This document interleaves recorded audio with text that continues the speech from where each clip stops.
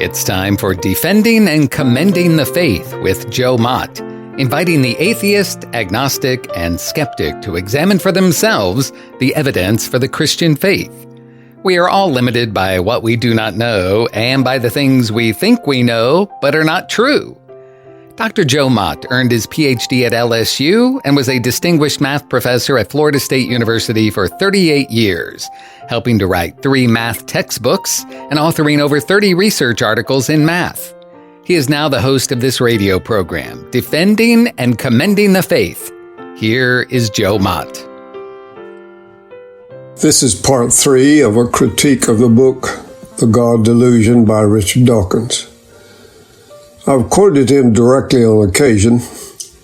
He says, "When given the right encouragement to think for themselves, people very often turn out not to believe in God and to lead fulfilled and satisfied, indeed liberated lives." Page 22 of the book. Dawkins is also famous for having said, although atheism might have been logically tenable before Charles Darwin, Darwin made it possible to be an intellectually fulfilled atheist. My response is, liberated from what? Or from whom? Dawkins means liberated from God. But has God oppressed them? I don't think so. He's given them life and breath and sustenance, and he's placed them on a planet where life is possible. What Dawkins is describing isn't freedom. It's uninhibited autonomy. While we understand freedom is to have the power to choose without restraint, we need to understand this danger. Freedom becomes chaotic without restraint. Freedom operates best within the confines of truth. But it is not freedom from God, it's from your own conscience. Boundaries are foreign to uninhibited autonomy, which ultimately means that truth is being sacrificed on autonomy's altar. Dostoevsky says when this happens, everything is permitted, so morality is also sacrificed. Allow me to quote 2 scientists of equal stature to Dawkins who have a diametrically different perspective. First, James Tour, a professor in the Department of Chemistry at the Center for Nanoscale Science and Technology at Rice University, author of more than 140 technical research articles, and holder of 17 U.S. patents. He says, "I stand in awe of God because of what he has done through his creation. Only a rookie who knows nothing about science would say science takes away from faith. If you really study science, it will bring you closer to God." More and more scientists are discovering that Darwinian evolution is not consistent with their own research. One such scientist is Michael Egnor, professor and vice president of neurosurgery at State University at New York, located at Stony Brook. Egnor says, "I was raised as an agnostic and grew up pretty much as a scientific materialist." The book, Reflections on the Existence of God by Richard Simmons III, record how Egnor's perspective began to change. His research started the process. Egnor developed a theory of blood flow to the brain. He was surprised to find that the cranial system was like a delicately and ingeniously designed gadget. He observed a filter that protects the capillaries from the powerful force of the heartbeat. He says, It is a finely tuned mechanism analogous to vibration damping, widely used in engineering. In fact, most of what I needed to know was not in biology textbooks, but in engineering textbooks. Of course, engineering is all about design. It began to dawn on Egner that virtually all of his biological research operates on the presumption of design. Biologists, for instance, have a procedure called reverse engineering. It is as if you were working backwards to reproduce the engineer's thought process. All of us probably have used a semblance of that process to solve some of our own everyday problems. However, biology in the U.S. teaches that all of nature is the product of random and mindless process of natural selection. We are told, and Dawkins would have us believe, there is no engineer, there is no designer. But in Egner's work as a medical researcher, he continued to run into the problem where his research contradicted his accepted belief in Darwinian evolution. He said, "I was surprised at how little the Darwinian paradigm contributed to my work.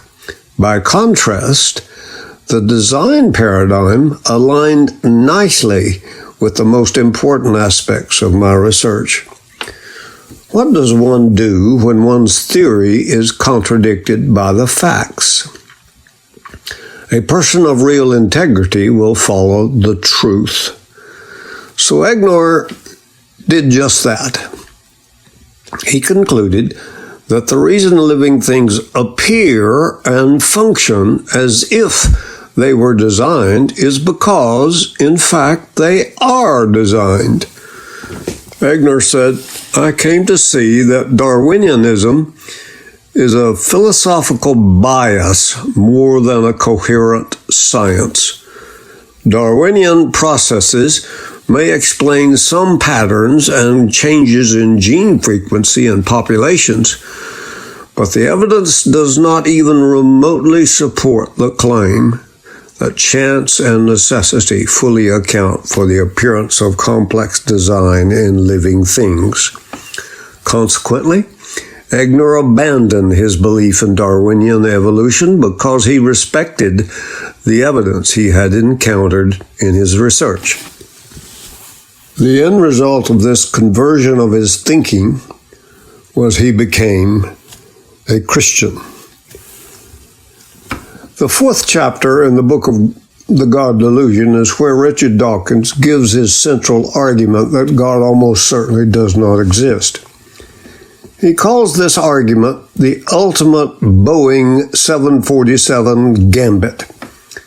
It is his counter-argument to modern versions of the argument from design for the existence of God from the fine-tuning of the universe. Dawkins' use of the ultimate Boeing 747 Gambit alludes to Fred Hoyle's famous argument against the probability of life happening on primordial Earth by spontaneous generation. According to Hoyle's analysis in The Intelligent Universe, the probability of cellular lives arising from non-living matter was 1 in 10 to the 40,000th power. Hoyle declares this probability is no greater than the probability that a tornado sweeping through a junkyard would assemble a Boeing 747 from the materials contained therein. Dawkins asserts that the argument from improbability properly deployed comes close to proving that God does not exist. Dawkins seems to use the ultimate Boeing 747 Gambit and the argument from improbabilities interchangeably. Dawkins writes, However statistically improbable the entity you seek to explain by invoking a designer, the designer himself has got to be at least as improbable. God is the ultimate Boeing 747. The word statistically improbable occurs 5 times in his book, and I believe some things are statistically improbable. But Dawkins makes a leap to the conclusion that God has to be at least as improbable. In episode 61, I said, how does Dawkins use the improbability of life on earth to say that God almost certainly does not exist? Those 2 statements seem to be at cross purposes. He must have turned Hoyle's argument on its head, but how? I no longer think Dawkins is trying to turn Hoyle's argument on its head. I think his statement shows Dawkins misinterprets Hoyle's argument as denying the existence of God. Rather, it is reasonable to say Hoyle's probability calculation concludes that spontaneous generation of life does not occur. Rather than denying God's existence, Hoyle's argument denies one of evolution's basic tenets, namely, spontaneous generation of life. In baseball parlance, Hoyle's argument is strike 1 against the Boeing 747 Gambit. Dawkins uses the word complexity 40 times in the book. Dawkins is assuming that God is comparable in complexity to the universe without giving any evidence to support that assumption. In any argument without reasons given to support the premises, a conclusion is nothing more than an opinion. The philosopher Paul Little said, believing something doesn't make it true. Refusing to believe it doesn't make it false. In Dawkins' mind, the complexity of God over that of the universe is the major reason for his assessment that God is improbable. If Dawkins is wrong in this assessment, then his Boeing 747 Gambit fails. Of course, Dawkins' assessment did not pass by without the theist taking notice. That assessment evoked a reply from many theists who affirmed God is not complex, but he is instead a very simple being. Dawkins attempted to cope with such a response, so he said, a God capable of continuously monitoring and controlling the individual status of every particle in the universe cannot be simple. But this response conflates the being of God or the mind of God with what God is thinking about. In a 2006 article in the New York Times, Jim Holt refutes Dawkins' assessment. Holt says God is, after all, infinite in every respect and is much easier to define than a finite thing. Alistair McGrath writes, the issue then is not whether God is probable or improbable, but whether he is actual. Dawkins does not claim to disprove God with absolute certainty. Instead, he suggests a general principle that simple explanations are preferable. He prefers to apply Occam's razor, a principle of logic widely accepted in science, which recommends that when there are multiple possible explanations for something, we choose the one that requires the fewest assumptions. That is, we choose the simpler explanation. But what if there were some explanations that were greater in scope and power? Dawkins says that an omniscient or omnipotent God must be extremely complex. As such, he argues that the theory of a universe without a God is preferable to a theory of a universe with a God. My response is, preferable to whom? And why?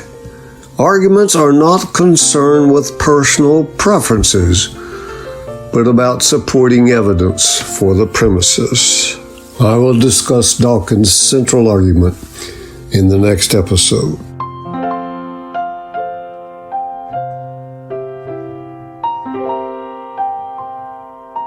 Thank you for listening to Defending and Commending the Faith with Joe Mott, a production of Wave 94 Radio in Tallahassee, Florida.